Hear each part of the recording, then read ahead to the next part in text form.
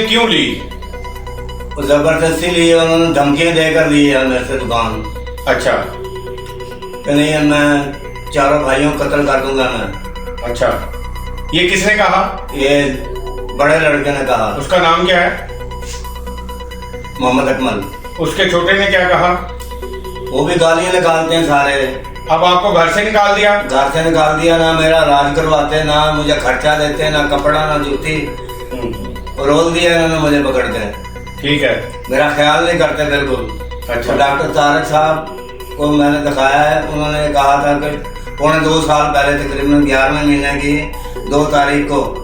आप दिल के भी मरीज हैं? मैं दिल का मरीज हूँ। उन्होंने कहा था एंजियोग्राफी करानी और क्या क्या बीमारियां? और टेस्ट करवाने हैं सारे। इन्होंने टेस्ट भी नहीं करवाया ना कोई। और आपको क्या क्या बीमारियां मुझे बताई? दिल की तकलीफ है, एक वाल बंद है दिल का मेरे। अच्छा शुगर है मुझे। अच्छा। और अपना एक घुटनों की तकलीफ है, चला मेरे से नहीं जाता।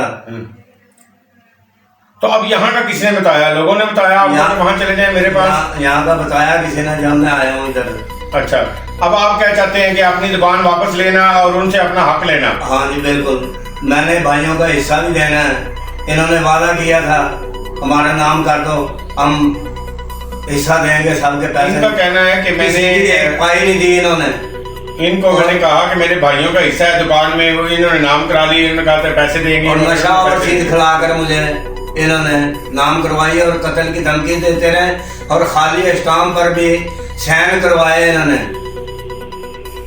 और जो कागजात थे, मेरे बुजुर्गों ने वसीयतनामा लिखा था, उनके नाम मैंने कर दी थी, मोहम्मद शफी का नाम। तो उन्होंने फिर वसीयतनामा भी ये लिखा था कि मेरे मरने से बाद वारिस ही है, क्योंकि ये झगड़ा जो कर रहे थे यानी इन्होंने फिर नशा और चीज खिलाकर मुझे जबरदस्ती इन्होंने कत्ल की धमकियां नहीं। अब आपको खाना भी नहीं देते? खाना भी नहीं देते, और खाली घर से भी निकाल दिया? घर से भी निकाल दिए, खाली स्टाम्पों पर भी साइन करवाए हैं इन्होंने मेरे से। ये बात का कहना है बेटों ने खाली स्टाम्पों पर भी साइन कराए हैं, मुझे मारते हैं, धमकियां देते हैं और खर्चा भी नहीं देते। तो हमने आज इनकी एप्लीकेशन लिखी है। मैं मीडिया से भी दरख्वास्त करता हूं और तमाम सिविल सोसाइटी से भी दरख्वास्त करता हूं। मैं SHO थाना सिटी कादर साहब के पास जा रहा हूं, उनको एप्लीकेशन देता हूं। अगर उन्होंने की मैं ASP पे जाऊंगा, DPO पे जाऊंगा, RPO पे जाऊंगा, मगर इनको बुजुर्गों को इंसाफ लेकर दूंगा। इंशाल्लाह ये मेरे पास आए हैं, मैं इनकी आवाज़ बनने लगा हूँ। आप भी इसको ज़्यादा से ज़्यादा शेयर करें और हमारे साथ आवाज़ बने। ये बुजुर्ग आदमी है, 70-72 साल, इस दुनिया से क्या लेकर जाना है ये देख लें, आपके सामने है। यहाँ करोड़ों पति लोग बड़े बड़े महल छोड़कर चले गए हैं। तो खुदारा ऐसी औलाद जो है वो किसी को न दे। जिस उम्र में ये सफ़ेद दाढ़ी के साथ जो है वो इस वक्त परेशान है, अल्लाह ताला इसकी परेशानियों को कम खत्म करे।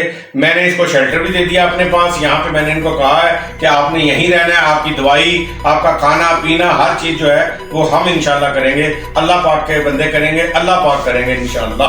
बहुत शुक्रिया आपका।